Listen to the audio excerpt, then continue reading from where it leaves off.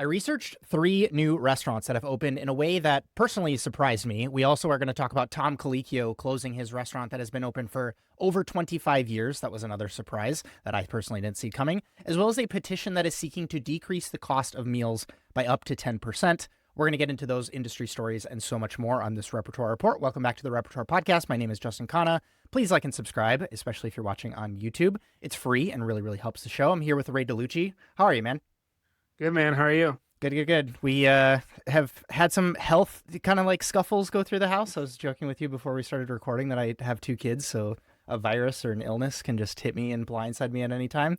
But such is life. I'm excited to get into it today. I think we should maybe start with the Colicchio story. I think that'll be a good place to start. Maybe we'll start negative and go positive. Yeah, totally. So Tom Colicchio, chef, more people might actually know him for a judge on Top Chef, came out with an Instagram post that it was pretty disheartening. It's like, black background, white text, and a bunch of hearts and thank yous in the comments from some pretty big names.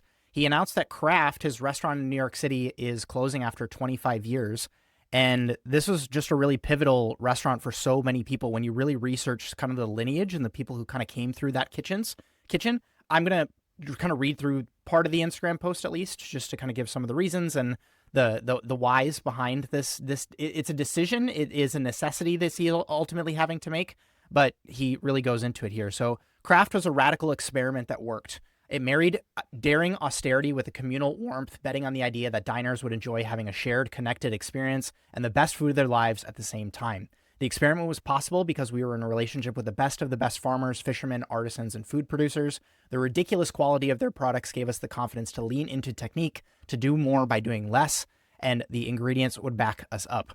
We benefited from a staff so extraordinary that stories and articles have been written about them and guests showing up asking for them by name. Too many to count here, gone on to be celebrated in roles of their own in the culinary world. And we were honored and blessed to have the quintessential New York and traveling diners, adventurous, informed, curious, and demanding as our guests. You made us better every day. And then he goes on to say, but doing things the Kraft way came with a hitch. It cost a preposterous amount to pull it off at our standard. We struggled to keep up with the growing costs of a lease in the neighborhood that over 25 years became New York's restaurant Gold Coast. New York City has changed much in this quarter of a century, and it's time to make way for new experiments and new ideas that can compete in today's attention and economy and allow me the creative space to always grow. And so you have David Chang in the comments citing Marco Canora and Jonathan Beno. You have, Kristen Kitsch and Fabian from Wild Air and Contra chiming in. Just so many people kind of like giving their condolences here. And, this doesn't stray that far away from some of the trends that you and I have been covering on the show, man, talking about, rising costs, these leases that some people have, only the ability to kind of negotiate a 5-year lease. I don't exactly know what the terms were with Kraft and how he kind of managed to renege that over time. But I know that he personally navigated COVID in an interesting way. And I was even looking at some of the parts that were of his kind of like post and on his Instagram that Think Like a Chef book that he came out with. And it kind of has this really iconic cover. It's like somebody holding a knife at a wooden cutting board. And it's pretty obviously like a Japanese knife kind of like slicing through it, which was published, I think, in 2000. And last year he came out with a 25th anniversary of it. I was just looking through that and I was like, oh man, I actually need to get that copy of that book because I distinctly remember at the CIA library going in and reading about pan roasting from that book. And it was so striking to me because he almost writes about it, if I'm not mistaken, because it's a product of the size of a New York City kitchen. Like, we don't have the ability to roast things in an oven for the amount of covers that we do. And so we really lean on this technique. I don't know if he necessarily says that he pioneered it, this idea of what I think a lot of us know as a really effective and consistent and really kind of like technical way of cooking proteins, which is you have it in a pan and then you do the thing where you toss the butter and the thyme and the garlic in and you baste it. That, in a lot of ways, again, I would really have to go back in my notebooks and read this, but it is this modified way of getting kind of like the effect that you get in an oven when like the fat is rendering down the piece of protein or whatever you're cooking. And it kind of has this all the way around Maillard reaction, and you're really trying to like nail the internal temperature of the thing. You have the ability to do that in a pan instead of an oven because you're kind of like controlling the temperature by basting this hot butter or whatever fat you decide to use over the top of that protein. And again, that was one of the sources that I really leaned on, and it was one of my myriad of takeaways from that book. And so again, see, it's sad, it's unfortunate, it is just like a sign of the times. I'm not necessarily looking at this as a way to dunk on Tom Colicchio in any way, shape, or form. I think that 25 years is an incredible run for a restaurant. And it is one of those rock in a hard place problems where you look at what might be changing financially for them, and they're trying to say, okay, well, we need to either drastically change our prices or start to think about a different business model. And then you start to get like a ship of Theseus problem where if we change enough things, is this still quote unquote craft the restaurant? And that really starts to put a lot of other things into question. And so I don't blame him for having to make this call. I did think that this like making room for other people in the attention economy line was a little bit interesting. We've covered certainly on the show in the past this idea of like food influencers being, like a major player at some of these restaurants, especially on the opening side of things. I don't know if you have had thoughts on the post at all, or maybe even that one line that he shared. I found a line interesting in the New York Times write-up. He says, diners were more adventurous when we opened. Back then, I could sell 26 squab a night. Now I'm lucky to get 2 orders. And so it's interesting, right? I had this conversation. I have a friend coming to the city, and he's going to eat at Alinea this week. And it's interesting because, restaurants like Alinea, they don't really draw, like for the price right now, like it just wouldn't draw me in. But I don't know what era we're kind of in right now. Like where you have the Alineas from the past, we have molecular gastronomy, and then you had the Nordic cuisine from Noma. What do you see as our era right now? What is the era? Is like what is the driving? Is there a driving cuisine right now? Yeah, I've grappled with this question in the past. I don't think it's hard to say it in a way that doesn't come off as like I'm poo-pooing the creative and innovative endeavors that people are going on. But I'll say it in as kind of way as I can, which is like, since I'll call it like the new Nordic movement, we haven't really seen anything quote unquote new or revolutionary from the sense of it's to your point, a new type of cuisine, a new thing that has kind of like taken the world by storm. If anything, we've seen a little bit of the trend of like throwbacks a little bit more, like steakhouses making a return. I'm going to talk about a restaurant later in the show, which is literally marketing itself as an Italian supper club.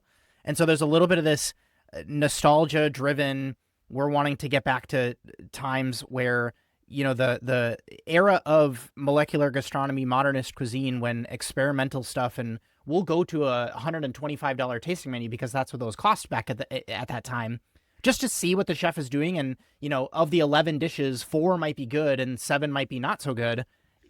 We've kind of like departed from that. And I think that in this, again, like I'm trying not to stitch too many trends together at the risk of being, too maybe hyperbolic on some of these things, but almost kind of became uncool to, that stereotypical question that I think, some chefs will roll their eyes at, which is what is your signature dish? It ultimately became this thing where enough people got asked that, and it kind of became a meme in the industry that it was kind of this thing of, when I have my own restaurant, I'm going to have a constantly evolving menu, and I'm never going to have like the dishes that just stay. And so there are, highlights that you can maybe reference, but I don't think that it is like the actual goal of the chef to get to that place where, Escoffier is creating, peach melba, the dish, and Thomas Keller has oysters and pearls, and Grant Achatz has black truffle explosion. In a lot of ways, like these sometimes reference the ingredients that are used in the dish, but it's not exactly what you'll see on menus in a lot of these restaurants, which, I mean, just take oysters and pearls, for example. It would be, oyster zabillon and, tapioca pearls and slowly poached oyster. Do you know what I mean? Like that's the way that it would be written, instead of, so-and-so's stamp really on the thing. You're going to name it. You're going to try to give it an identity, and you're going to consistently try to deliver that night after night after night. And so all of those things kind of together, the globalization of stuff, the diners' desire for, like heavy hitters and value, and like, I don't necessarily want to pay for a menu where I'm only going to enjoy half of the dishes because you guys are just effing around and trying to experiment. And then this almost shying away of, or like chefs want to preserve optionality. And I think, we haven't even covered this, man. We should actually put this on the docket for our next duo episode together. That post that Grant Achatz made from Alinea about his desire to kind of do this Alinea thing again, which for those that don't know, Alinea is this idea of like reinvention, the paragraph marker on the page, like it's the next idea. And he was basically saying in the post, not to totally give it away, but it's this idea of, I didn't like the idea that we were kind of like leaning on some of our heavy hitter dishes that people were expecting us to do every single night. And, there's such a dance there because it is, you have a dish that does really well, 50 guests a night across, 20 nights. It's like there's really not that many people who got to enjoy that thing. They're going to, if it was good, go on and tell their friends about it. And it's kind of like you have this increasing market that is excited to come try that thing. If you are, call it impatient, call it desire to move on to the next thing, call it, the seasons have changed, that thing is no longer good anymore. There's a myriad of reasons why dishes change, but it ultimately gets to this point where I'm always like concerned of the incentives. Like what is disincentivizing chefs from going and doing this? I had half a mind when it was really time to have me to start thinking about a restaurant. It was like, well, is there a world where you can actually, this was after the pop-up days, because I kind of like did the menu creative, everything, every single night is different, kind of like dance. And I got to this place of, well, if we can really like form a foundational cuisine, quote unquote, that will not only give the place an identity, but it will also allow my team that was going to be working in that place the ability to like work within those constraints that I create. That's one of the reasons why I kind of brought up and applauded the cook the mountain philosophy, whether or not they actually stick to it that closely. But in previous episodes from Norbert Niederkofler, but I do think that is just an interesting, I don't know, call it a sign of the times, call it a, myriad of factors and disincentives. I don't know if you have thoughts that came up for you. I mean, Grub Street had an article. It's titled "A Brutal Summer of Restaurant Closings Has Begun," and they list here Enrique Olvera's Atla, St. Theo's in West Village, Libertine, Cozy Soup and Burger, Donahue's, Loring Place, Aggie's Counter, Kraft, and the Times Square Red Lobster they throw in there. And it's just this idea that we've been pounding the drum that restaurants are facing a lot of issues, a lot of headwinds, cost, the inability to charge what they need to charge, and then there's just a cap, right? There's a cap on what they actually can charge because diners don't have the spending.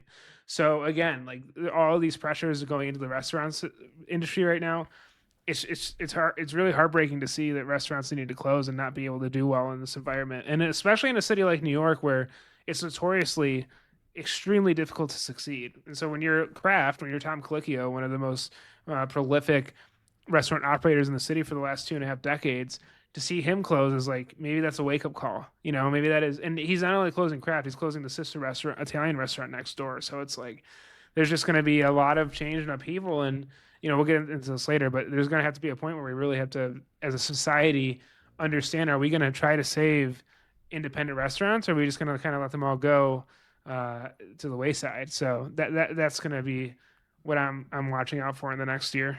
I had this in my notes too, to go into this in this section where we talked about this story. And so I'll just do it quickly and then we'll go on to some of these restaurants that I did a deep dive on. The host of Top Jaw, who also does the Knife Edge show on Apple TV, has kind of really been promoting this petition all around decreasing the VAT tax in the UK. I don't know if you got a chance to see this, but the stat that they share on the website, and this is vatstheproblem.co.uk. In the UK, you pay one of the highest VAT rates in Europe, 20% extra in VAT for your meals out or stay away. In France, Spain, and Italy, it's 10%. In Germany, 7%. And so the way that these economics work in Europe, we kind of talked about this in the Portugal story, this idea that the price that you see on a menu includes that consumption tax, basically. It's value-added tax. And it's kind of actually crazy. They have like a live counter on the website here. When I was researching this story a couple hours ago, it had 4,000 signatures less than it has now. It's almost at 200,000 signatures. And so they're really trying to push for the VAT to decrease to 10%, which again, as we're talking about value perception, about the way that people can, charge and have just value just being represented on the menus that they're deciding to put in front of people, as consumers are increasingly cost conscious, it is this funny thing where I'm almost positive a precedent here of the UK government basically saying, okay, in times like COVID, they decreased the VAT tax to as low as 5% in some areas, from what I was reading. And so this idea that like in times of quote unquote crisis, it's okay to kind of like decrease this thing, but then we're going to just jack it up in this other time when, things are a little bit different. And so we'll link the petition in the description if that's something you're interested in signing. I'm not from the UK, and I have a little bit of a less of an understanding on this than others that might, write menus there, do costing there, pay those taxes in some of these areas. And so if anybody has thoughts on this and how it's affecting your business, or what a decrease from 20% to 10%, because again, like if you actually run the math on this, it is not the way that we think about it here in the US, because if it's $100 dish, we have a 10.1% tax that is on top of the $100. It actually works in a different way when you're kind of like the VAT tax is included. And again, like my math nerds will kind of get this, or if you've done costing or spreadsheet stuff before. And so again, we'll leave it in the description if you're interested in reading more, understanding why behind this, or even signing it if this is a cause that you're interested in supporting. Again, I don't know if you have thoughts here, Ray, but it was just something that came up. I'm not too as versed. I watched the Instagram you sent. I'm not that versed in that. I will say that though, there's just a worrying sign. I was looking at Black Box Intelligence. They had this piece. What BBI data tells us about unit closures in 2026. They had something as like 9% of all full service restaurants are going to be closing this year. And so they have this thing called the closure risk landscape. So they analyzed all restaurant units and tracked and calculated their sales in 2025 as a percentage of their peak annual sales since 2019. Any unit that was at 70% or below from their recent historical peak year, we categorize as risk in 2026. So in other words, if a restaurant unit lost 30% or more of its peak sales in 2025, they are likely going to be under scrutiny this year. So they went on to say they have this like 2025 sales as percentage of peak breakdown, where you had like 6 to 8% were in this range of like, at risk. And then full service in 2025 was 9% going into 2026. So they go on to say that while about 85 to 90% of the industry is holding strong at peak or near peak performance, and this is beginning of the year, by the way, 9% of full service units are at risk. Meanwhile, only 4% of limited service units are at risk. And so what we're actually seeing at risk the most is this group of restaurants that people like. When you think of restaurant, you think of a full service sit down restaurant. It is those that are the most at risk right now. And so to see that all kind of going down is really interesting, and it's honestly really scary. They had this monthly trends report in April. I think they're delayed, much like the National Restaurant Association. And so they say that basically that upscale casual is feeling the squeeze of a K-shaped economy, forcing middle-income guests to accelerate trade downs to value-driven segments. And the big picture for them is that this was back in April. Traffic improves despite breaking the $3.50 threshold. So basically, Americans were kind of, working with the gas increase. But I'd be very interested to see what happens come May and June, because you saw this increase in restaurant traffic in April, but then I would bet that it goes down as the cost of gas has gone. I mean, that was at $3.50 and they were worried. I think the average cost is somewhere in the it's above $4. I know that. So there's a lot of economic factors right now facing restaurants. It's so many, man, and we try to cover them all here, because it's not like we can point to one thing and say that's the thing that's causing all of these problems. We're talking about taxes here. We're talking about rising rents here. We're talking about rising food costs here, rising labor costs. And yeah, tariffs earlier in the year. Yeah. And not only that, like that would be bad enough if all of those things in, like concert were kind of like going up together. But then we also are met with this problem on the consumer side. The demand side is either decreasing, or they want more for their money, or they're not willing to, shell out as much, like the decrease in drinking. All of this stuff ends up being costs are going up and revenues going down, for like horrible combination for the business that's caught, with their pants down in one of those situations. And so all of this is something that we're going to cover, restaurants that are doing well and are navigating this in a seemingly going through the minefield with a pirouette kind of way. And then unfortunately, we also have to cover these stories of the Red Lobsters of the world, but then also, the Titans like Tom Colicchio and Kraft closing. June 27th, by the way, I'm almost positive is the last day of service for them, if we didn't mention that already. Cool. So I have a section that I want to jump into. I'm calling this Opening Opportunities Post 2020. And what I did here, Ray, is I took it's actually 4 restaurants, but one I didn't actually deep dive that much. I don't want anybody to think that I'm fully like endorsing any of these restaurants in any way. I don't think there's anything necessarily bad about these restaurants. I'm more wanting to focus on unique elements of the way that they decided to open that are unique, really trying to be clever, not even in a like predatory way, or they're trying to, necessarily pull a fast one on people. I'm more talking about it is a unique approach to how they decided to open, either in a not so stereotypical geographical area, or with a unique chef arrangement, with a unique cuisine, with a unique business structure, all of these things that I think tie together a lot of the themes and trends and stories that we've been covering on the show here. So the first one that I want to talk about is Kabawa in New York City. Have you dug into this place, either eaten there or seen the food here? Okay. So you must remember Momofuku Co. at least. Yep. Okay. So they opened in, was that the one in Hudson Yards or no? No. So that was a different Momofuku concept, but Momofuku Co. was kind of like, I know it's like exhausting to keep track of all the Momofuku restaurants because they really took that brand name and just like ran with it.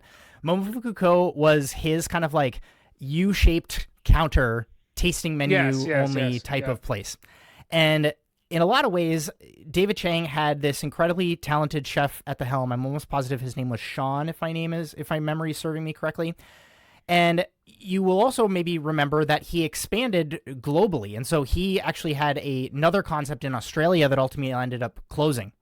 And so all of that is important backstory that will tie in. I'll kind of like add all of this lore in, at different places here.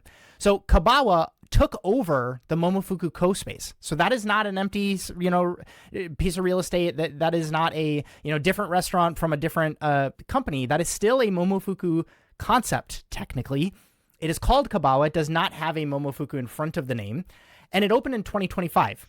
What again, I want to talk about in this opening opportunity here is not just the kind of the business model, but more how they've decided to, structure both the dining experience and really lean into some of these trends that we've been talking about on the show, specifically on the perception of value here. So right off the bat, the way that you have the opportunity to order at Kabawa is 3 courses for $145. And I looked at that and I was like, that's kind of an expensive pre-fee menu. And what's interesting about that is the way that they decide to kind of like under promise and over deliver with that menu. Because I can imagine for a lot of New Yorkers, if you're going to go out and you're going to, have a glass of wine or a cocktail and you're going to genuinely order between 2 people, appetizer, main course, dessert, it isn't that far off from $145. Now, the website certainly says that, tax and gratuity and does not include beverages as part of this $145. But in the videos that I've watched on the meals that you experience at Kabawa, they follow, again, these ideas that we've been covering. And so what ends up happening is you get a choice of appetizer, you get a choice of your main, and a choice of dessert. But then what the kitchen does in a really, again, I'm calling it a clever way, is presents each of these appetizer, main course, dessert in ways that Momofuku has become known for in concepts like Major Domo in LA. And so the mains typically come in like these very large format presentations. So you go to a typical, pre-fee set menu place and you're expected to get, your chicken breast with your mashed potatoes and your asparagus on the side.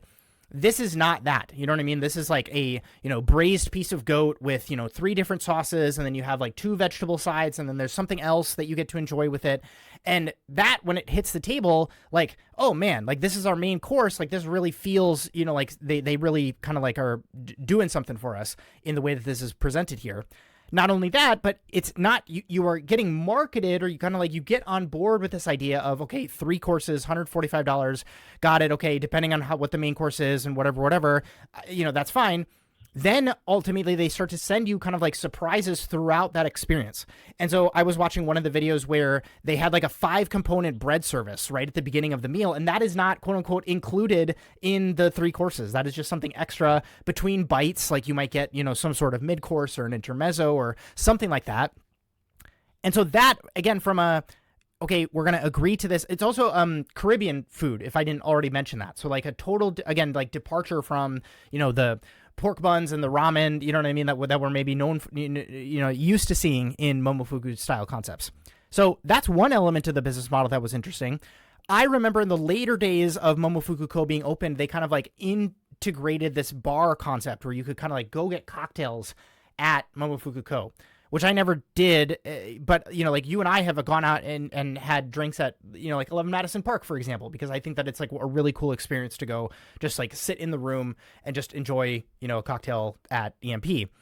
But what they did here is that they have the address at 8 Extra Place, which is Kabawa, and then next door at 12 Extra Place, they have a bar next door now where you can actually get food and you can get drinks. And so it's like, okay, well, that is an actual really cool play off of, this piece of real estate that is like we're right next door to each other, but you have the opportunity again to like have extra revenue, send people to have, like a nightcap or, hey, we don't actually have availability for the next hour and a half right now.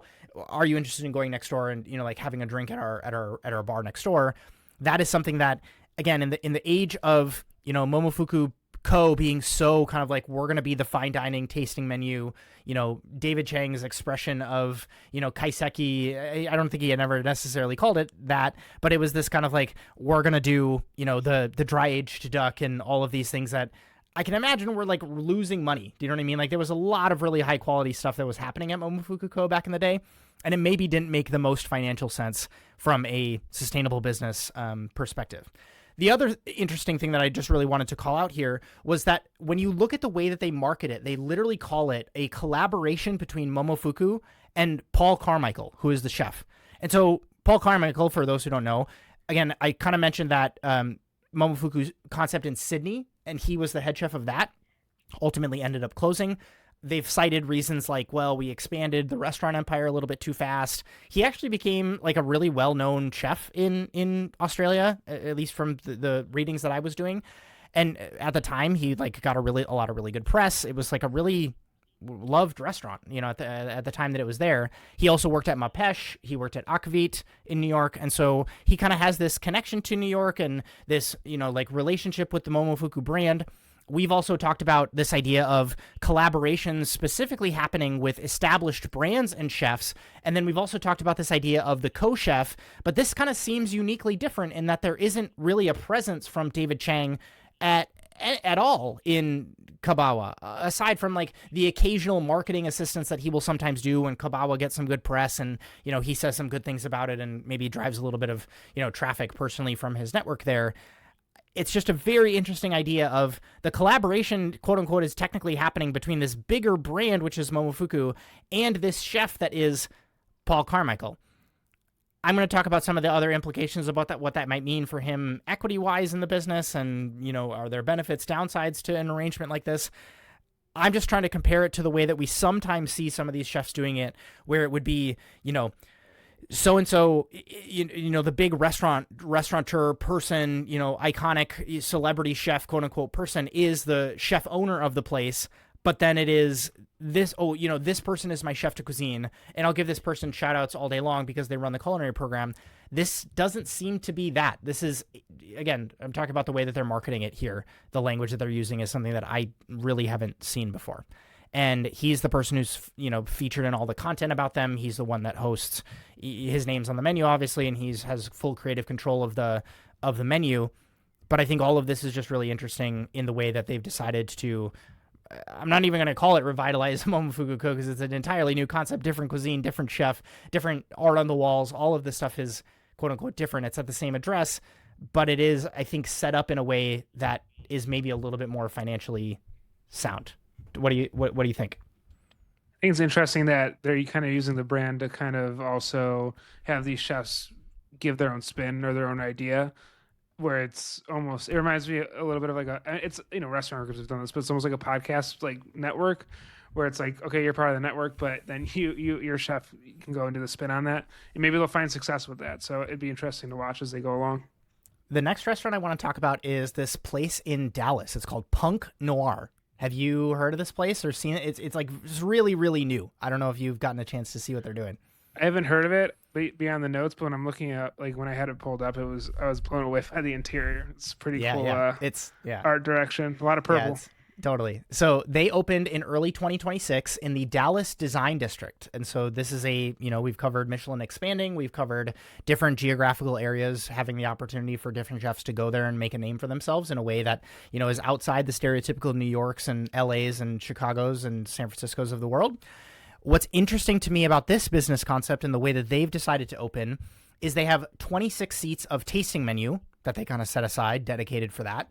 And then they have 64 seats of a cocktail lounge. And when I initially saw this, similar to you, Ray, I was like, oh, this is kind of an interesting, I mean, the name alone is, Punk Noir. Okay. Okay. And then you kind of look at the way that they've designed the interior. Maybe we'll have some graphics and stuff on screen right now. But to be honest, I was kind of taken aback by, like, on the surface, it looks like they're doing this interesting fusion of, like, aviary meets alchemist with graffiti all over. It's kind of like where my head went the first time I saw it.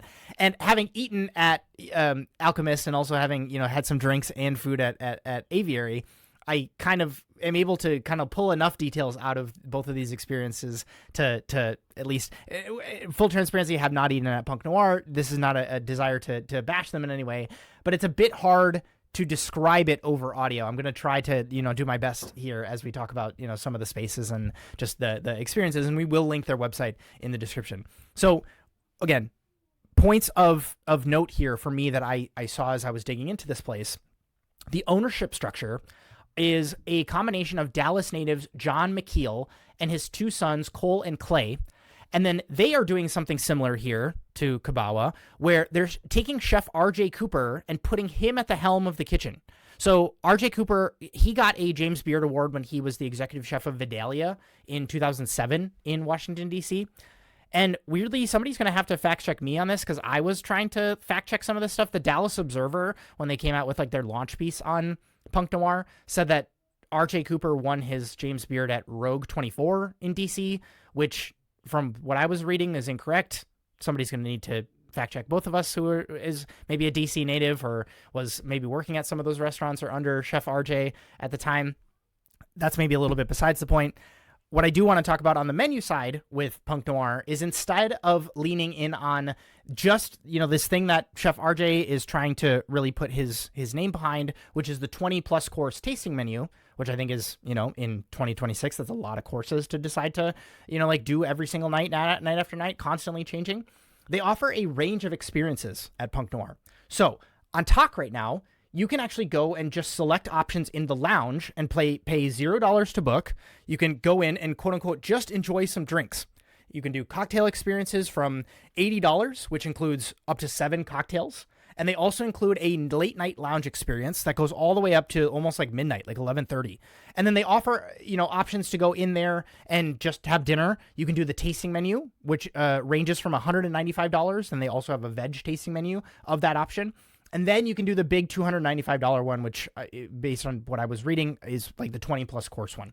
But then there's the part that aligns more with Alchemist, which, again, having eaten there a little over a year ago, phenomenal experience. And they like really do the projections on the wall in a way that is like, it truly is unlike any place you've ever dined before. This seemed like there was like projections on just like a static, like 90-degree, wall setup and some stuff on the table. And, there's lights and, it doesn't seem like it's doing it in a distracting way. But aside from the way that Alchemist does the visual stuff, they also do a really good job of movement through space that they do with you as a guest, where you start at Punk Noir at what, again, I was trying to follow along with some of the initial kind of like soft opening meals that they did. You start at this big, long communal table. And again, 26 seats, there's 13 seats on each side. And then after you have your first dishes, bites there, they do all the projections and on the wall and the light show and all of those things. And there's, I'm almost positive, like dry ice coming out of the table in some way, shape, or form, so it gets all foggy. And it kind of does seem like a little bit of this idea of like the show dish, which I've covered on the podcast before, which I've come out and said I'm maybe not the biggest fan of. Hard to say, like, given the chef's culinary prowess, I have a feeling that like the food probably backs it up in a way that you might not always see at some of these places that lean into the dry ice thing. But, like, that's why I'm talking about Alchemist being such a wonder of a place, is because technically and flavor development wise, and the way that they, like flow you through a tasting menu, it's something to behold. Like I've frequently come out and said like Alchemist is one of the best restaurants in the world, and they absolutely deserve like all of the recognition they've been getting. So after you sit at this long communal table, then you move into the kitchen, believe it or not. And you have a couple of different courses there. He's like making pasta live in front of you, and then he kind of like plates it up, and then he gives it to you. And then you finish in a secondary dining room or the lounge, depending on how they have service set up that night or how many people are in the lounge. I can imagine like some of this stuff moves and shifts and changes, but it's a 7,800 square foot space. And so they have a ton of room to work with. Also, I kind of wanted to bring this up in the Kabawa example. I'm kind of tying it back in here, because it applies here too with Chef RJ. This is a big point that I personally don't hear talked about enough in some of these arrangements, where the chef is like not the explicit owner, if that makes sense. I kind of brought this up in the content that I was doing on The Bear, specifically when they wanted Sydney, one of the characters, to like sign a ownership agreement with them at the restaurant. And I kind of went on this rant about this, so I'm not going to totally hash it out here. I am incredibly curious to hear what Chef Paul and Chef RJ are getting ownership-wise in these businesses, given their involvement. Because on the website, in the marketing, in the content, they're the faces of these restaurants. But then when you pull back the curtain, it is not, again, the stereotypical chef-owner structure here that we will see with some of these other restaurants, where it's I'm the chef and I'm the owner and it's my business and I'm just, I'm the person at the top, and, some other people might, my investors might have a say here, but this is absolutely like there are other people who are, either collaborators on this, or they're the ones who are, like really being involved. I don't exactly know what this McKeel family does in the business, but it is not necessarily something where this is Chef RJ's restaurant explicitly. And so while there are these other paths that are, kind of like becoming more and more, popularized, I'm interested to see, going back to that path word, are there paths for some of these chefs to start in some way, shape, or form being involved in the business, where, you start with one of these launches, you're thinking about opening one of these places. It's really ambitious, 20 courses, custom build out. The dining room, flows people through, and there's AV stuff and, all of these things that really need to go into making one of these things get just up and going. This is not like a scrappy, we started as a pop-up and now we're going in to do this thing. It is so much work to do some of these things, and it's a lot of hours. Sometimes, and again, like this is a case-by-case thing. Every chef's goals are different. Every business's goals are different. A higher salary is actually more financially beneficial, because if this concept is not going to be profitable for 4 years, and you might not even be the head chef, again, anymore in 4 years. And again, caveat, not every chef's goals are the same. Why are you trying to push for equity in one of these things? It is just a very nuanced conversation that, again, I don't see enough people having. I get DMs about it, and I work through this stuff in coaching calls with some folks, because it is this big question that comes up. And everybody, again, like having been burned in situations where equity is on the table for, an opportunity that I'm faced with, I sometimes wish that I took the higher salary in that negotiation, because sometimes the equity doesn't always play out in the way that you're hoping it does. And so as we start to talk more about some of these like co-chef or chef plus examples, I would be upset at myself if I didn't mention that it's not always an immediate cash cow, one of these businesses. Just because you own a third of the business, let's say, it's not necessarily like, oh my goodness, this is like a huge windfall for me because I'm quote unquote an owner in this business. Now, we talk about other benefits of equity, the ability to, make decisions, have a seat at the table, voting rights, all of these sorts of things, depending on how the business structure is set up. It's just something that in these two examples I wanted to bring up, because it's something I wish somebody would have told me when I was really starting to get into this entrepreneurial season of my career. You have any thoughts on Punk Noir? I think it's an interesting idea, the idea of the face of a restaurant. I see this dynamic a lot as businesses in general look to more and more utilize their resources. Just being aware of what that means, what that entails, your IP, your ability to kind of, the ability to make money off of you as a person, I think is like really, really important to understand. Yeah, and if you're getting involved with some of these collaborations, clearly you're getting brought in because of a specific reason. it doesn't necessarily, again, like that's another reason why I'm wanting to bring some of these things up, because it doesn't entitle you to, like 50% of the profits. You know what I mean? Like there's so much more behind the scenes that needs to go on aside from just the food. If that's the thing that you're contributing as the chef in this, arrangement, all of these other things need to happen.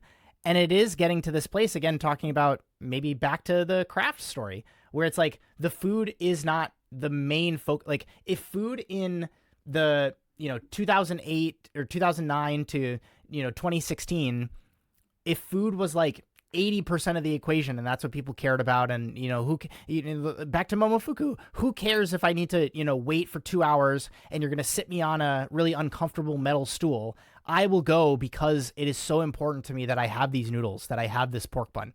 And it doesn't matter to me if you're going to like treat me like crap and the music's too loud and whatever. It doesn't matter because food is 80%. I'm curious to know, like, we'll never get definitive data on this.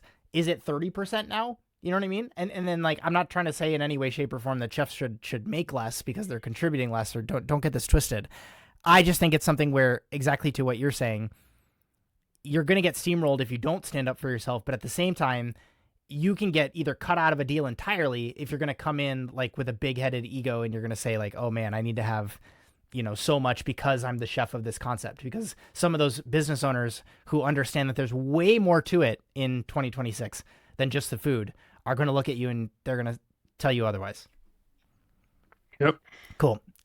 2 other businesses that I was researching, interesting openings, updates on chefs that one I was aware of in a pretty, close way, and then one I was not. The one I was not was Chef Michael White. Do you remember Marea in New York City? Yeah. So that restaurant has had a bit of a saga. I'm going to go into some of those details. But again, these next 2 build on discussing this idea of Michelin expanding, coinciding with costs rising in some of these bigger metropolitan areas. And these 2 openings are specifically one in Dallas called the Lion's Den, and then the other one in Naples, Florida, that we're going to get into from Chef Gavin Kaysen of Spoon and Stable and Demi in Minneapolis. So let's start with the Lion's Den. This is where Chef Michael White of Marea, he is the chef, and he kind of like, I'm saying he's from Marea. He's actually no longer with Marea anymore. I did not see this coming. I, to be honest, have not checked in on Michael White in a long time. And so what's unique is instead of deciding, okay, I'm going to do another New York concept, he, has had a lot of success in the past in New York, maybe not so much lately, as I'm going to get into. The Lion's Den, again, is in Dallas in the Stoneleigh Hotel. And they're literally calling it an Italian supper club, where, I'm going to be honest, I've eaten at Marea twice. I think the first time I ate there, they had 1 star. And then the second time I ate there, I don't think they had any stars. The menu actually at the Lion's Den flows a lot like Marea's did, from the way that my memory is serving me. They have kind of like the crudos on the top and the raw stuff, and then they kind of like go into the pastas and the vegetable dishes, and then they have the mains. Like in a lot of ways looks or kind of like rhymes with Marea's menus, but it's in Dallas. It's in a hotel. It's in this, again, Italian supper club setting. And then they have like a specific set of supper club dishes where they're, probably large format stuff. It's like quite expensive, to eat there. Like one of these large format dishes, I think, was priced at like $180, and the other one was just over $200. And I'm pretty sure it's for, more than one person, but you kind of get the gist here. I did want to kind of give an update on Marea, because they've admittedly had a little bit of a decline, at least from Michelin's perspective, having 2 stars from 2012 to 2019. Then they were downgraded to 1 star in 2020 and 2021. And then they ultimately lost their star in 2022. And I'm sorry if I did not share this already, but Michael White did depart from Marea in 2021. And so when he left, it's hard to tell if, like they were having chef transition problems, or Michelin saw that chef leaving meant that it was, kind of like time to demote them fully. But Michael White has, really not apparently been struggling that hard, because the guy has concepts in Puerto Rico. He has concepts in Coral Gables, Florida, and now this one in Dallas. So he has like a big geographical footprint here on the restaurants that he is at least, listed as being the face of, or he's the lead of culinary there. And so what's interesting about this business is their focus on events. So this kind of like one thing that I've talked about with event companies getting dedicated spaces, individuals really deciding that in real life is the thing that we really want to focus on, either at our company or to our audience or with our customers this year. And then when you pair that with this other trend that we've been covering, which is it's in a hotel. This is another example of partnering yourself with a larger, profitable hospitality organization. And then they have the opportunity to do what they did at the Lion's Den. They have another small bar concept inside the hotel that is also run, I can imagine, either from the same kitchen, but it is marketed with Chef Michael White at the helm. He's the creative, culinary person. And so all of this kind of like culminates into this. It's another vote in the column of building a financially sound business instead of being accolade focused. And given the fact that, again, Michelin has expanded and they're, more represented here, they're really talking about being like a fine dining destination, I think is the word that they called it on the website at Lion's Den. Is there a world where they can get a star? And now all of a sudden, Michael White saying, I don't have to pay New York City rent. You know what I mean? I don't have to compete with all these other restaurants. I guess like some people, to play maybe devil's advocate or, call out the other side here, some people might take this as like a sellout story. I mean, it literally follows the stereotypical playbook of like, I lost all my Michelin stars. I'm opening up hotel restaurants, but I can imagine there's like a big fish in a small pond effect that Michael White is experiencing here. And he's clearly getting all these opportunities because of what he brings to a culinary program. And so it's just very cool to see him decide that he's going to like, I don't know if he's like anti-Michelin in any way, shape, or form. I haven't heard him speak in any of these ways. If anybody, has been in a leadership role at Marea and has thoughts here on, or is close to, Michael White in any way, shape, or form, I'd love to hear your thoughts on this. It is just something that I think, I don't know, you would hear in, I don't know, like when I was in culinary school, it was like the total sellout story to like do a restaurant in Vegas or like partner with a hotel. It was just not something that was like quote unquote cool. It was, you try to go for the awards and the stars at all costs. And that is not what one of these people who has been in the industry for decades is focusing on in 2026. So it's just another example that I wanted to bring up here. I don't know if you have thoughts. Industry's evolving and the way people, you see the cities that like New York that are just really challenging and difficult. And as Michelin expands, I think you're going to see a paradigm shift. So, it'll be interesting to see where the epicenters of cooking are in the next like 10 years. Yeah. And that really, I'm not trying to pat myself on the back too hard here, but this is like another, I said when we saw all of these Michelin expansions being talked about, that this would allow for more opportunities in more places. And you're starting to just see the migration happening. Chefs are saying, maybe I'm priced out of New York in one way, shape, or form, and I'm not interested. I don't want to play that game. I don't want the lifestyle. Insert the reason. I now have the opportunity, if I want stars, to go where I want, so to speak, because I have my pick of the litter of cities. And again, like this is a historic hotel that this Lion's Den is a part of. It is one of these like probably like not so beloved, places previous to this. And now you're going to have this really heavy hitting chef come in and do something cool and admirable and something that people are going to be, excited about. So, okay. Those were my three. The honorable mention that I did want to bring up, I'll tell a quick backstory here. My wife and I and my brother and sister-in-law went to go eat at Demi in Minneapolis. And I'm looking at the people who are at the pass, and it's two of my coworkers from the French Laundry. So weird. It's so cool to run into them. And we started chatting. They come to tell me that, hey, by the way, this was 3 years ago, I'm pretty sure. 2 or 3 years ago. They come to tell me that, hey, Chef Gavin, he is actually opening a restaurant in Florida, in Naples, Florida. And I was like, what? You are the guy in Minneapolis. Like you have such a, successful restaurant empire here now at this stage in the game. What are you doing in Florida? And this will all make sense when I talk about like the partnership that has happened here. So in Naples, Florida, it's called the Merchant Room. So this is Gavin Kaysen's first concept outside of Minneapolis that I'm personally familiar with. And this is a partnership that he's done with the Four Seasons. And literally, like, he is not there all that often. There is a chef de cuisine and an executive chef listed on the website.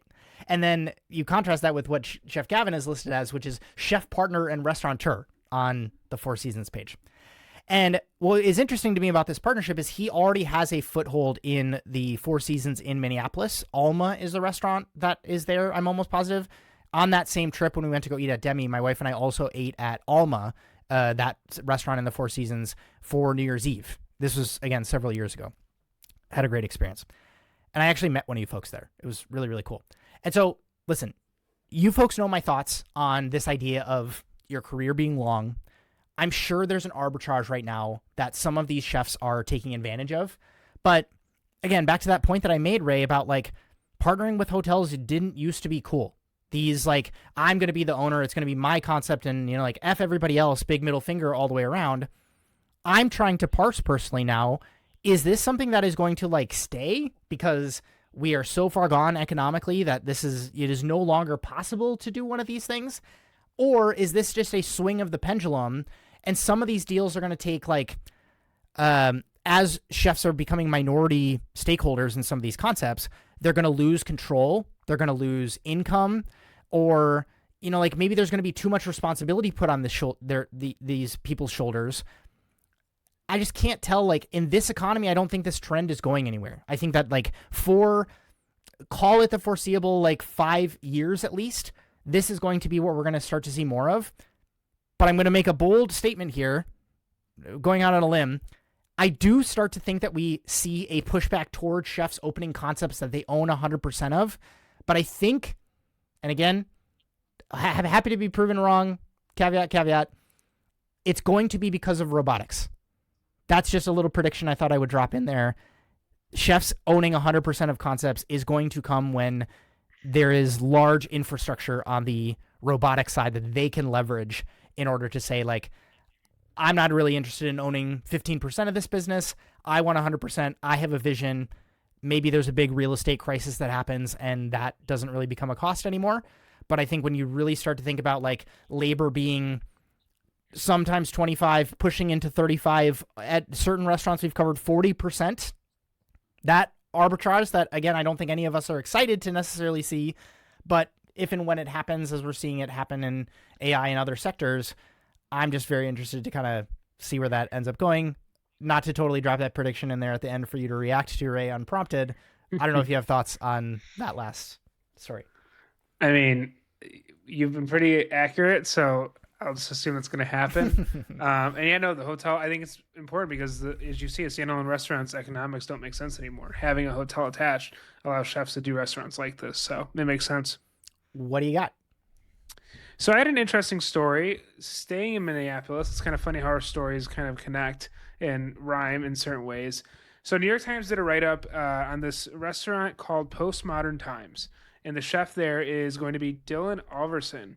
And I was just blown away by this New York Times piece and kind of the story behind this. So this restaurant, Postmodern Times, it was basically a restaurant that's been in Minneapolis for a while. It's a cafe that's been there for 15 years. And so Chef Dylan Alverson basically was a part of when Alex Preddy was murdered in Minneapolis in January. And so he was there standing amidst tear gas and flashbang grenades and really obviously, you know, felt the terror that was what was going on in Minneapolis. He has a quote here that says, he got this idea for what he later called an absurd business move. He decided to stop charging for food at Modern Times, the South Minneapolis Cafe. Quote, for the remainder of the government occupation, we will function as a free and a donation-based restaurant. And so the original intent of the change was to stop paying sales tax to a government, he said, as actively inflicting daily harm on its citizens. And so he ended up turning his restaurant from Modern Times, or his cafe from Modern Times, into Postmodern Times. And I thought this was interesting because in a realm, Justin, where we've just discussed a bunch of restaurants that are maybe kind of making their business make sense from a experience perspective, attached to a hotel, attached to a flagship. This restaurateur is using his restaurant in a way to basically affect societal change and be a pillar in his community in some way. And so basically what they go on to say is that his decision came in a moment of forceful, widely publicized local resistance to Operation Metro Surge. He says, quote, I have succeeded more than I ever did when I was running a conventional business employing 22 people. And I think that's proof that something is wrong. And so basically if you go to their website, it's Modern Times, mpls.com, and you go to their About page, they're a fully donation-based restaurant. So basically Their about story is Postmodern Times was born out of the belief that we are in a fascist economy, in a neighborhood that was targeted by federal government because of our independent thinking and hope for equality. We refuse to be complacent and we question why we run business, to become rich, for fame, to prove our worth through food, not while people live in the neighborhood that cannot afford to eat our food. Since February of 2026, we have become a donation-based restaurant without prices. We are making something new without the constraints of societal norms. We offer farm-to-table brunch fare based on hippie ancestors and punk ideals. And if you actually go to their, their menu, there's no prices at all. Like there's no prices, and it's kind of incredible to see because their menu is quite large. So they're open Wednesday through Monday, 9 a.m. to 3 p.m. They have whole sections: pancakes, French toast, basic breakfast, Southside hashes, a bunch of different options, huge items of sides and whatnot. And you won't see a single price. And it'll say here that eat or drink for free if you need, donate if you can. They go on to say that basically the workaround to paying sales tax evolved into a business that verges on this idea of being a pillar in the community. So it's a restaurant that might offer a solution to a broken industry-wide business model as well as a critique of that model. So he says that, quote, "I've been fighting to make a profit for 15 years, and I don't think it's possible without taking advantage of people. We're stepping out of the system." They go on to say that donation only and pay what you wish restaurants are not new. What makes Mr. Alverson's approach novel is his determination to center his business on an expanded concept of hospitality driven by more than economic survival. Serving customers who don't have the means to eat at most restaurants brings an ethical component to his recalibrated definition of success. And why this is important is because he actually serves customers and like anyone that comes in that might be in need. And so what he's finding per his report is that his restaurant's doing much better. He's serving food for free, and actually that they're seeing a major tick up in merchandise. I think it was like $35,000 they sold in the month of April in terms of just merchandise sales. The quote in here that I thought was really impactful, that really hit home for me, is, quote, "It's kind of this unspoken agreement in America that there's a group of people that are not worth anything and they're treated as such. I disagree with that." And so you can go on to see like kind of the effects of this.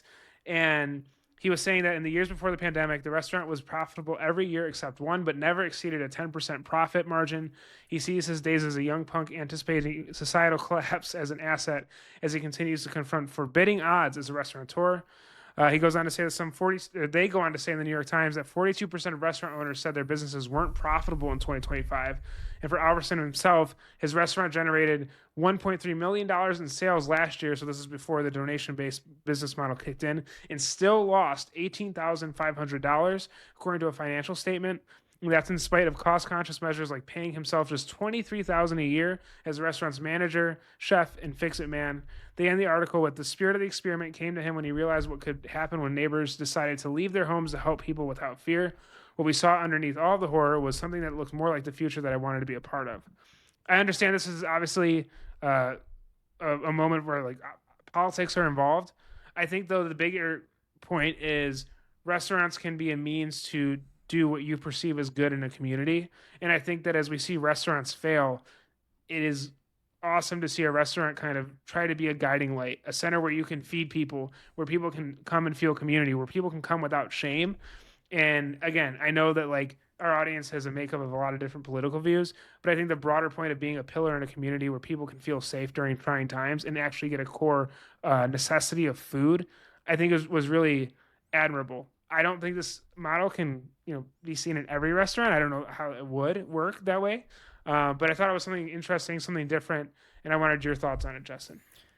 I covered the story last episode or the episode before about that worker-owned restaurant.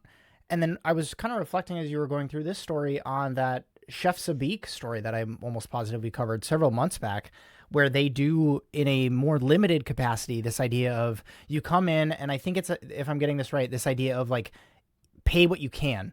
It's not this idea of we're going to set the price and this is what it costs. It is you come and you dine and you join us, and we're going to be, hospitality driven towards you and your experience. And then at the end, you're faced with a blank check, so to speak, and you have the ability as the diner to decide either what you have the ability to pay, or you can go over and above and be generous, in any of those ways. And then I was also reflecting on World Central Kitchen does, this in trying times in certain communities. They go and they feed people because that's the skill that they can, provide. And they're a nonprofit, I'm almost positive. And that is also something that they kind of like lean into. Obviously a little bit different with World Central Kitchen in that they have, Jose Andres' largely profitable restaurant empire kind of like behind them in some of these ways, and they receive donations themselves. But it is one of these funny things with all of those examples that I just outlined, which is you have the ability to set up your business in the way that you want to. And then in the way that I see it, or the way that I approach some of these things, like the market is going to give you the feedback that is either going to wholeheartedly support you and decide that you're going to be successful and sustainable and able to stay open, or it's going to give you the feedback that like, this is wrong, this isn't working. Again, to the example of like, this is the same business and you're going to lose money in a year that you bring in 7 figures plus of sales. And so it's hard to say in the previous iterations of this business, were they not charging enough? Like, were they not managing their costs well?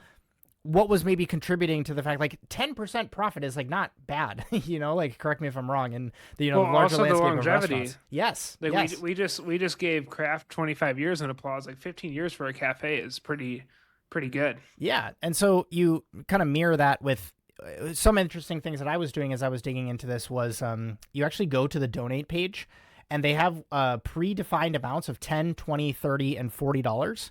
And then once you actually fill in all your information, you actually have the chance to do a recurring payment to the restaurant. And you and I have covered this idea of membership-based restaurants. And depending on if you're a regular at a restaurant and, if you really want to support a restaurant or a business that you're particularly passionate about or that's in your community or that you go to on a regular basis, that's a really good way to like, quote unquote, support them. And if you're already going to go there anyways, what I have a problem with here, man, like to be honest and really like cut down to the core of it is this idea of like, what happens when problems start to show up, if that makes sense? Like what happens if you have somebody who is just like consistently coming in over and over again and eating and not, paying? Is that, do the owners see that as an issue? Is that something they that don't. They address exploited? This, yeah, go ahead. They address this in the article where they want people to come in. They do address that they have security out front to just ensure that it is a safe environment. So they've thought through like it's not just like anyone can come in or whatever. Like anyone can come in, but there are like security and defined measures to ensure every customer is safe.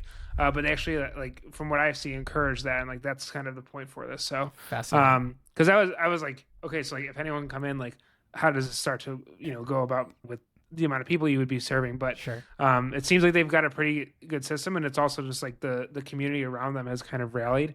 And if you go on Reddit and you look at like different responses, there's a lot of people on these Reddit threads that are like cheering them on and saying have been with them or been there for years. Really cool to see that they actually like took a stand. And that brand, at the end of the day, it's going to build loyalty and it's going to build a following for that chef and for like what they do next. And again, I think the big part too that really stuck out to me is you see in kitchens themselves, like the labor in kitchens are often people that are overlooked, underpaid, underappreciated. All of why you and I both do content. And so to see someone kind of putting a flag in the ground of being like, I'm just going to serve food and like whatever happens, happens. And like, support me if you want. But like my mission is serving food, not like a bottom line, which again, isn't always going to work for everyone, but that it worked here and that it happened because this person wanted to give people access to food, I think is like pretty freaking incredible. And it's also kind of a commentary on a society where someone just feeding people free food is seen as a noble act. Like why has food become such a hard resource to get for a portion of the population? So, yeah. I know that like, I just thought it was interesting and maybe the diversity of how restaurants are going, where the traditional model is obviously broken. There's the model A of high-end experience, going to an established restaurant. There's also we're just going to throw everything out. We're not going to charge anything. Let's see what happens.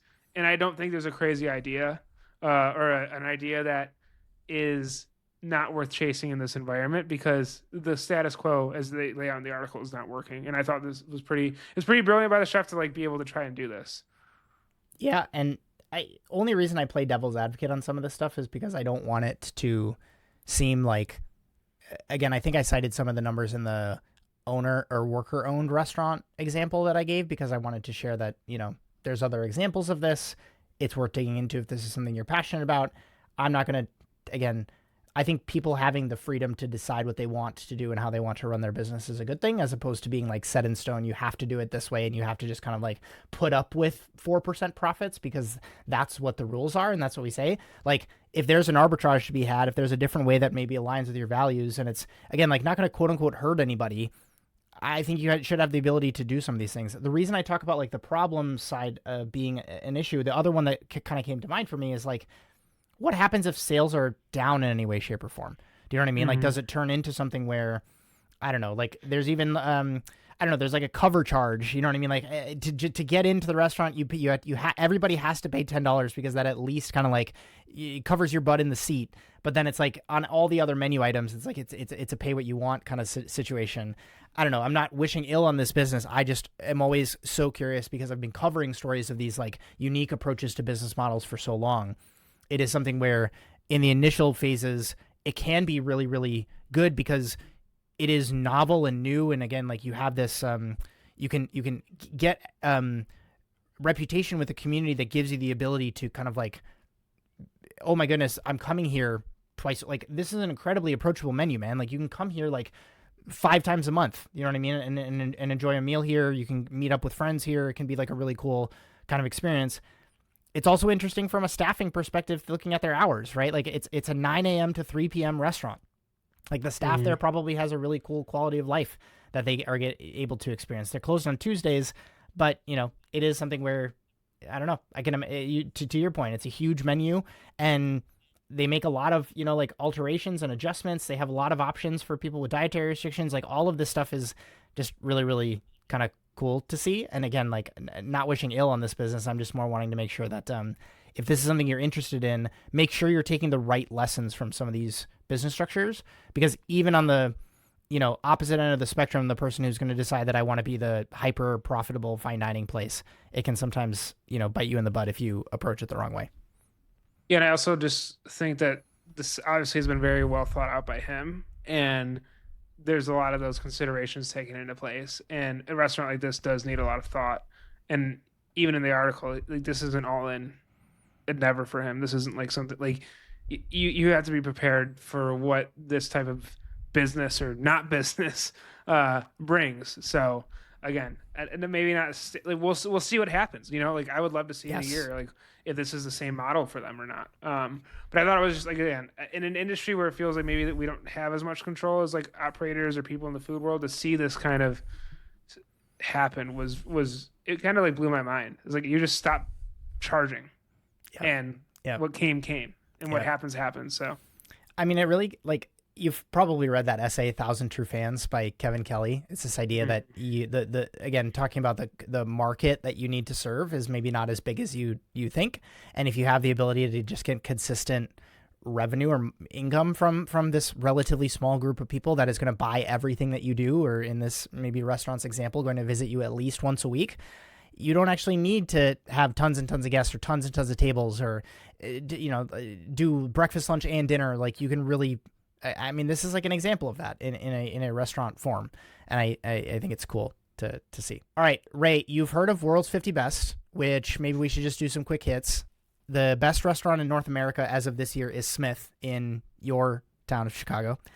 I also just maybe wanted to do a quick hit on the latest 3 Michelin starred restaurant in Copenhagen is Kadeau. That was also something that just got announced since we recorded last. And so kudos to both of those restaurants. Have you heard of World's Best Steak?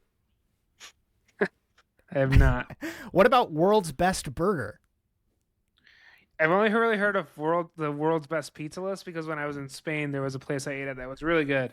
That was on this list. I was like, oh wow, there's a pizza one now. So I was super surprised to see this only because it literally looks like a ripoff of World's 50 Best. Like it was hard for me to tell. The steak one is.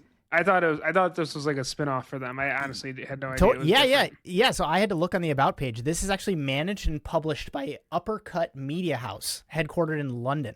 And so Uppercut Media House is a boutique media company with a broad international hospitality, gastronomy, and event expertise. And they literally put out their Instagram posts to look exactly like World's 50 Best ones do, where like the list format looks the same. And it's like, I'm almost positive they copied some of the colors, and like they do like the little shout outs of, oh, this is the best burger place or the best steak place. Anyways, they do the best steak one. It's worldbeststeaks.com is the website for that. We'll link it in the description. And they do a burger list as well. I'm going to link both of these because I think it is fascinating in this era of, there's a lot of pushback to World's 50 Best. People think it's a pay-to-play thing or it's a relationship-driven one. And I've certainly, like maybe not been the most supportive of World's 50 Best in the past.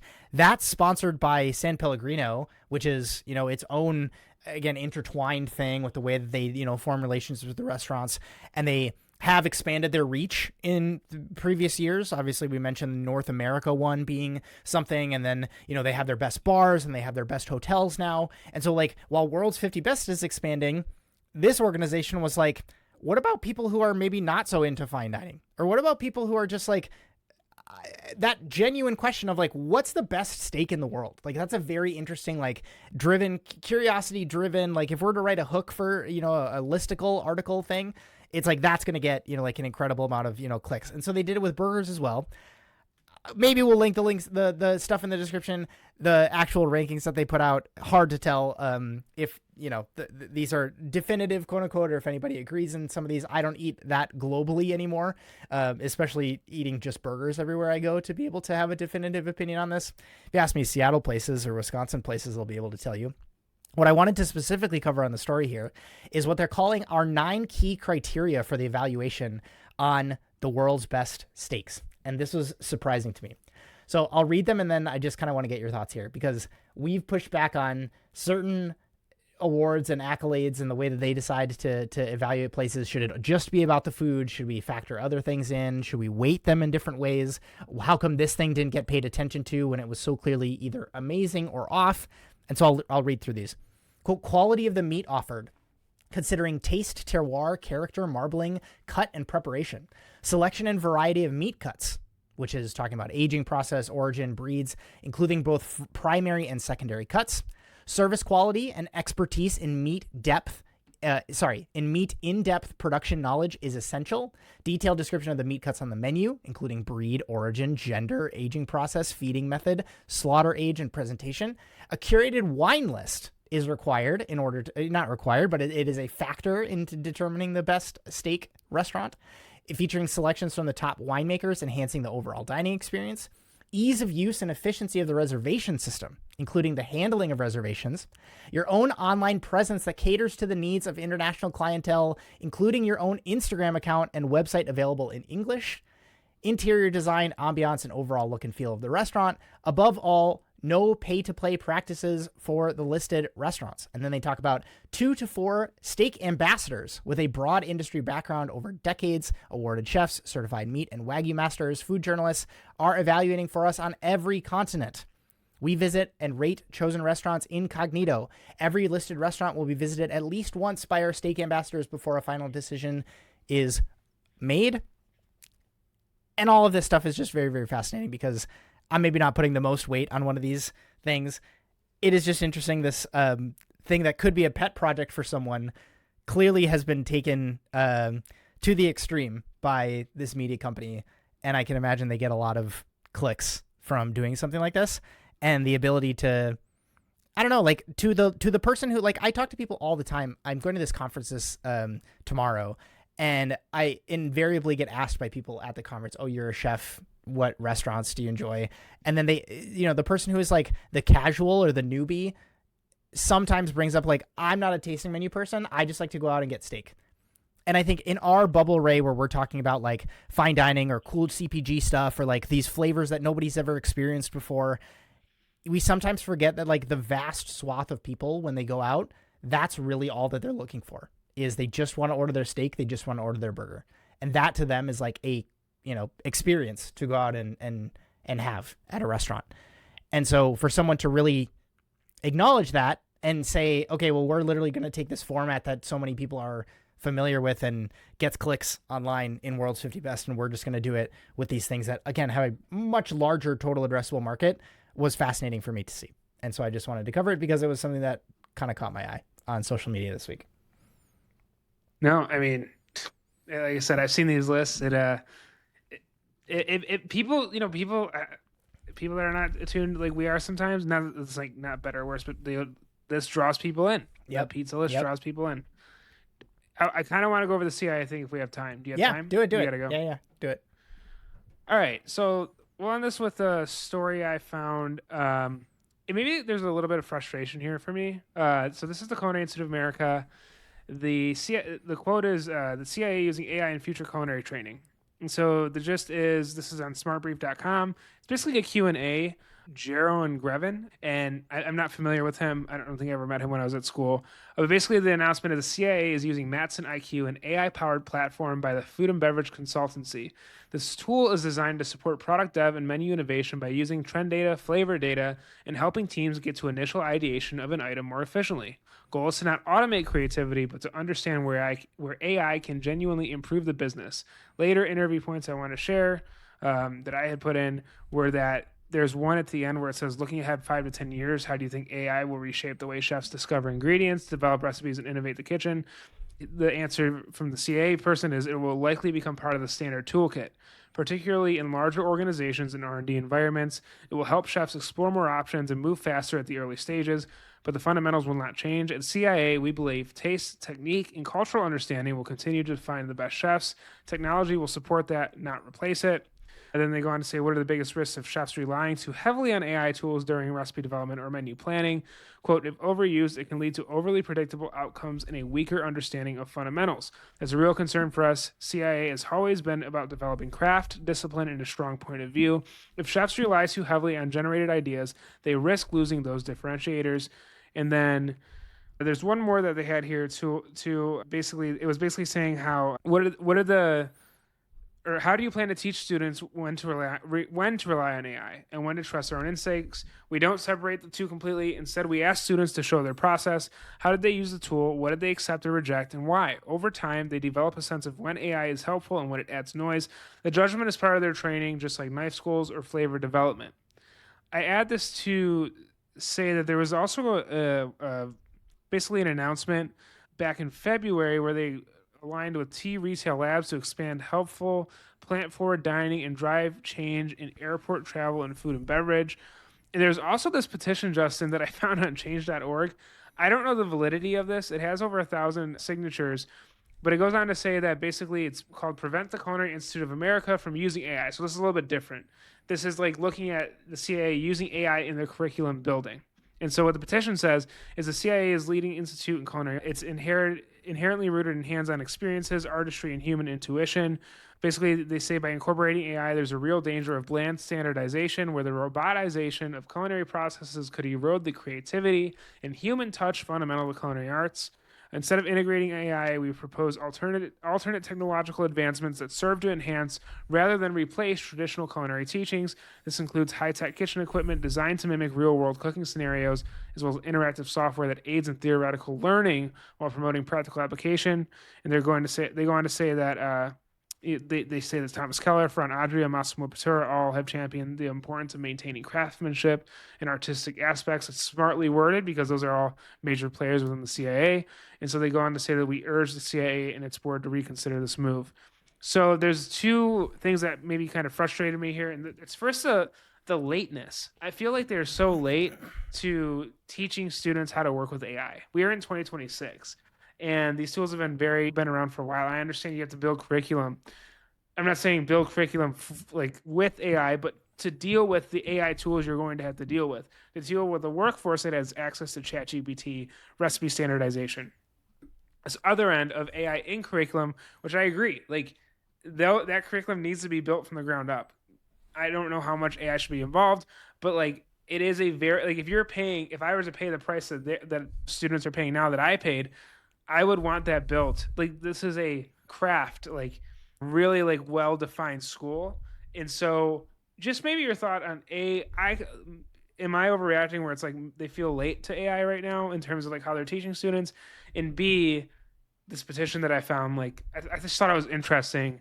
And I'm just wondering your thoughts on like the AI acceptance at the CIA and like what that does to to chef training. And like my personal opinion is you need to teach AI in some way because that's just the reality of the kitchen. but at the same time, I wouldn't want my craft to be totally dictated by it and when I'm learning. So I kind of feel like it's clunky in 2026 to use the language using AI. Do you know what I mean? Like, that's why, like, not to do a plug this early in the show, or maybe this is late in the show, but like, I decided to do Chef Tech Stack, link in the description for people, instead of just doing a singular AI workshop, because I came to that conclusion that it was too clunky to just like talk about using AI in this arbitrary, nebulous way, as if, you know, like in an hour you can kind of like get up to speed on this like probably generationally defining technology. And it is going to be something that is like, if arguably it's not already, this totally ubiquitous thing that everybody is using or at least familiar with or has access to, in the way that some of these model companies are deciding that it's going to, you know, proliferate in society. The other one that was kind of, I agree on your lateness piece, but I'm almost thinking about in some of the, you know, the second set of blocks after my externship, we had to learn food costing. Right? Like you have to learn about putting a spreadsheet together, or the way that you decide to do ordering, or, you know, like professional communication. All of those things, it is not, here's how to use a word processor type of thing. Do you know what I mean? Like there's a foundational skill that they're teaching, and then that becomes something that is going to be like, you do it with AI or you don't. And that is, you know, like, some AI is going to probably just like eliminate some of these things, which I think there's an argument for that. I guess what I'm more saying is maybe more like what I want to see language used in these types of arguments more frequently, or what I would maybe get behind a little bit more, is it's not using AI in college, like culinary school. It is, what are you specifically doing and how are you using the AI to accomplish the task? So as an example, I have like this big stack of bookshelves behind me. If I'm interested in a specific recipe from a specific chef, is it bad that I have a, you know, access to being able to just search and ask a question to a model that I've trained on, you know, like this chef's particular recipes, and I'm going to just get access to that recipe, and I'm going to give full credit, and I'm going to, you know, cite my sources, and I'm going to make sure that I'm, you know, doing all of the I's dotted and T's crossed. And that's going to save me, you know, the 6 minutes it would have taken me to like, oh, I thought it was in this person's first book, but it was actually in their second, blah, blah, blah, blah. Is that a bad use of AI? Do you know what I mean? Like, to me, that's not. You know what I mean? Like, there's other examples in kitchens that I joke that, I sometimes joke that robotics have already made their ways into kitchens. If you've ever used a RoboCoupe before, do you know what I mean? Like, if you've shredded cheese using a RoboCoupe, do you know what I mean? Like, who's going to make the argument that it is a quote unquote better product if you stand there on a box grater and you shred the cheese by hand yourself? Do you know what I mean? Like, that task did not degrade or take away from the skill of somebody that in a way that we care about because of this use of this automated tool. And I sometimes try to stay intellectually honest as I'm thinking about some of these other tech tools in the way that they might be used kind of like going forward, because what we don't want, I mean, I can argue CIA doesn't want either, is to be quote unquote dethroned as a culinary school powerhouse because somebody else has come along and either totally AIified this. To speak on your petition piece, I think that the things that students are genuinely and understandably concerned about is like slop curriculum. Do you know what I mean? Like, oh man, this is just like got churned out by a model. I could have just gotten this from my laptop with a $20 a month, you know, ChatGPT subscription. Why in the heck am I paying, you know, like 3 orders of magnitude more for access to this thing that I could have just, you know, written a well-executed prompt for, that I could have just gotten, you know, something, you know, a bunch of files from somebody's GitHub. You know what I mean? Like all of that. Go ahead. What I would say is, like, to that point, I would like, you're seeing like a mass push away from AI. And maybe to clarify my stance, I would lean into the practicality of cooking and all of the, like, I feel like that would be such a bespoke experience for new students. But then having a class just understanding AI systems later on, maybe like later on in the bachelor's program, where you're understanding how AI is being used, what it can be done. My other beef with this, or I say beef, a problem, which, you know, who knows if they actually will listen, but I think, like, I enjoyed my time thoroughly at CIA, and I got a lot out of my education there. But they go on, and, you know, someone who's worked in R&D, It's like how could chefs change the way they approach research and development? And they go on that early R&D is time intensive and often repetitive. Tools like this can shorten that front end by organizing insights and surfacing patterns more quickly. And then they go on to say, well, how do you balance the speed of AI with the intuition? And he says, speed is useful, but it's not the metric we optimize for. In our classrooms and kitchens, AI outputs are treated as one input among many. But your answer before was like, well, we're really just going to speed up the front end. But I would argue that front end R&D, much like what we covered last week with the chart with all the different like recipes, that initial front end experience is the whole point. That whole product creation is the point. Like, you don't get creativity out of an existing trend necessarily. Like, how you actually break through is your own ability to put things together in a unique way. And so even that framing for me is kind of problematic, where it's no, the R&D muscle, the hey, create something muscle is, in my opinion, one of the least trained for many cooks throughout their career, because they don't have the chef ability to go ahead and put something on menu. They don't have the ability to put something out on a dining table. They're cooking other people's food. In culinary school, you learn other people's technique or traditional technique. And so to actually kind of maneuver and take away that muscle of, oh, you actually have to go think and create on your own, I think is like extremely problematic and going to lead to a lot of chefs that just don't have that. And so they outsource that, and they start to lean on training on this like this ability to like not have the R&D space, where it's like you can use these tools, but to bake it into your fundamental criteria. Whereas like a chef tech stack, like you're showing them the broad spectrum of how to use AI. You know what I mean? But CIA is so focused on the beginning of R&D of a new item that's like what is that and why that, and do you not see how that might ultimately just keep revolving people in this? Like if you hear the criticism for CIA grads, which I wholeheartedly disagree, but it's like, oh, they just know how to be good like cooks. And it's like, you're kind of giving into that if you just kind of babysit the hard part of coming up with something, when that's literally the whole point. I should also clarify my thinking here.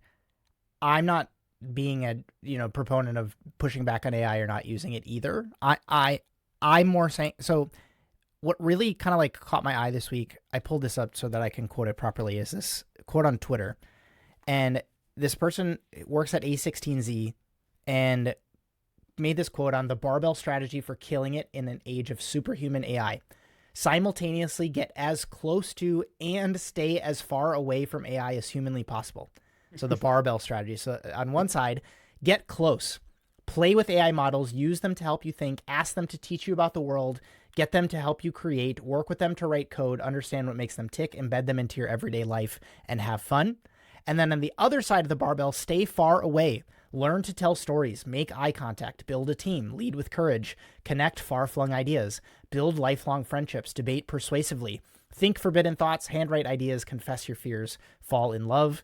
Spend less time trying to master mental transformations that are purely mechanical. Building spreadsheets, analyzing trades, balancing accounts, writing code by hand, following playbooks, searching for the needles in a haystack. These are the emerging no man's land, squarely in the domain of AI. End quote. That is how I think about things. So when I talk about this idea of like really having the underlying why skill of whatever that thing is that you're kind of having AI to help you with, that is the stay far away, like still have the ability to like, if the AI tool totally disappeared and that was like really what you needed to do to write a menu, if you're totally left floundering, you don't have the ability to do it quote unquote cold or unassisted, that's maybe detrimental, or maybe like it's not going to allow you to be competitive because everybody is now going to have access to the same tool that you have. And like, what is going to make you stand out if you don't have any sort of like ways to tie ideas together, or any of these examples that this person pointed out in their post? It creates a lot of problems. And then simultaneously, if you're the person who is going to bury your head in the sand and say, I am anti-AI, like a lot of these people who are doing the petition stuff does, you lose some of the benefits that you and I are proponents of, or that you've highlighted at least, is this, it would be so helpful. It would save time. It would allow me to, like do more with less, achieve some leverage, stuff I talk about in Chef Tech Stack. And so all of that stuff I think is like really important and crucial to hit on. I know that we kind of went long today, man, but like, I'm glad we got the chance to cover this story because, it's a question on top of a lot of people's minds. I've been thankfully talking to a lot of people who have been like in support of or using these tools to achieve some really cool stuff. And again, if you want some insights into how to do that in your business, please check the link in the description for Chef Tech Stack, and we'll be in touch. Did you have any other thoughts? Otherwise, I will just remind everybody to please leave a rating if you're on Apple Podcasts or Spotify, like the video and subscribe. But yeah, I'll leave it to you to close things out. AI is here, and you need to understand it in some capacity, especially if you're in restaurants or just in general. You need to understand it. Like you said, you can't put your head in the sand. And at the same time, the Culinary Institute of America is an institution focused on generating the best outcomes for chefs. And to focus on this one piece when there's like so much more I would have introduced first is very, it just feels like a misstep. And again, it's not worth to go to CIA anymore. You know, the cost is extreme, obviously. But it just feels strange where, you know, I would maybe advocate using AI to help you with financials or food costs or menu cost and pricing. Like that's where like people that struggle with math and whatnot can actually really benefit from those items and those ideas. But like to go after the creation piece first was really, really interesting. So. Well, I know I kind of ended us, but just one last thought on that.